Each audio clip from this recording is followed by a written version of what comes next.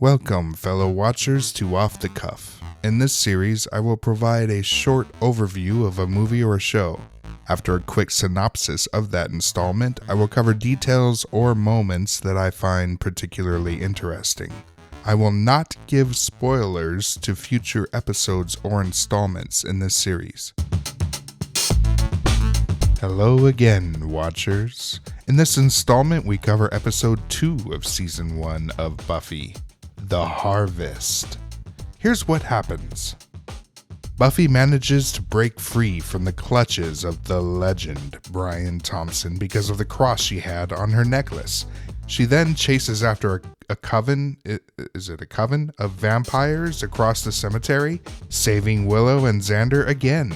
Soon after, they meet up again in the library, where Giles breaks down the clues that he has put together regarding this mysterious supernatural event that may lead to their imminent demise. Founders of Sunnydale originally named the spot at Sunnydale the Mouth of Hell, thus leading to the current moniker of Hellmouth. Hellmouth? The Spanish who first settled here called it Boca del Infierno, roughly translated Hellmouth. Oh, now I see. Now I get it. Sunnydale is a rare spot on Earth that happens to be a kind of thinny, in the words of a world that's moved on, that has a dark tower. Essentially, hell is able to pass through to our side because it's a kind of portal. Sunnydale is prone to acquiring many forms of evildoers which wreak havoc across the town. There was a vampire 60 years ago who came to Sunnydale to try and conduct a ritual that would open hell across the earth. A massive earthquake caused the Master to be stuck underneath the town for decades. His ascension occurs on a specific night every century. And tonight is that night. Dun dun dun! The Master realizes that the girl who bested his best is a slayer. He's looking forward to getting her blood during the harvest.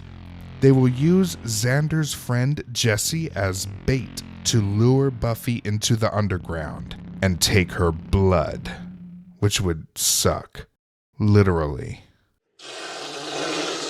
I drink it up! We find out that Willow is also a very skilled hacker, and Giles understands that she would be of good use for their future missions. The Scooby Gang is about to be firmly established. Buffy goes back to the mausoleum to find the entrance to the underground. She meets Angel again, and he gives her advice on where to discover the Master's lair. Xander insists on going underground to save his buddy Jesse against Buffy's wishes. Buffy recognizes that Xander is fiercely loyal to his friends, and is willing to sacrifice everything to try and save them. They find Jesse, but he's turned, and they narrowly escape.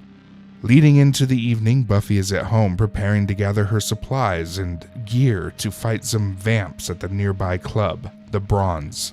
She's stopped by a formidable foe, her mother, and gets grounded. I have to go. No. As a mother, she's making a good choice, but unfortunately Buffy is stuck because she can't put her mother in danger by telling her about being a slayer. What to do? She decides to go anyway and opens a large trunk full of Slayer supplies. Inside has what looks like crosses, and condoms? Lube? A bottle of lube with a cross on it? Wait, no. I think those are cookies. Wait, no, not cookies. Communion wafers. Oh, okay, all right. So the bottles are holy water. So she takes some holy water, oh thank goodness, and a spike and other supplies and sneaks out the window.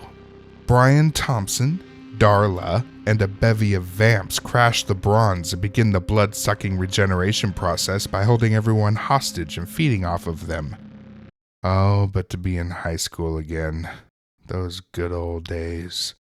The legend Brian Thompson is the vessel that transfers the blood he drinks into the Master.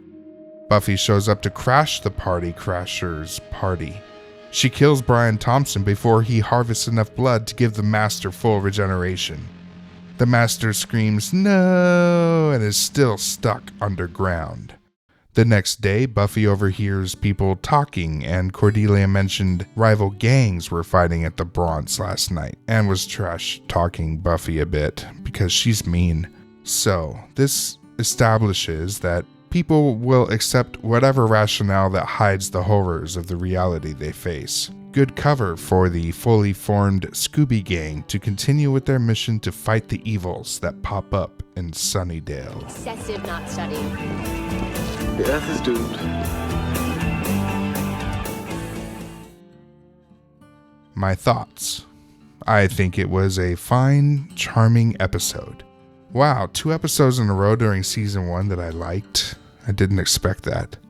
When it comes to more expository dialogue, I appreciate that they present the concept that Giles spent some hours researching Helmuth and the Harvest, and piecing the other clues together later in the episode to help spew out more information on back history and tells the audience why Sunnydale is so prone to hellish events. Once again, he provides exposition to the people that need to know it, which also informs us, the fellow watchers, at the same time. That's proper writing.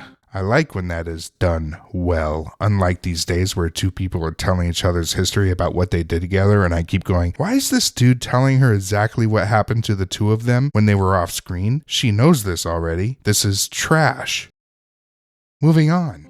Yes, perhaps I frequently find Willow's wispy, flighty delivery a little overdone at times, but I still like her. This episode also did a great job establishing Xander's unwavering devotion to those he cares about. He's the kind of person that holds their heart on their sleeve and will stop at nothing to ensure he does all he can to save his friends. It's always good to have someone like that on your team.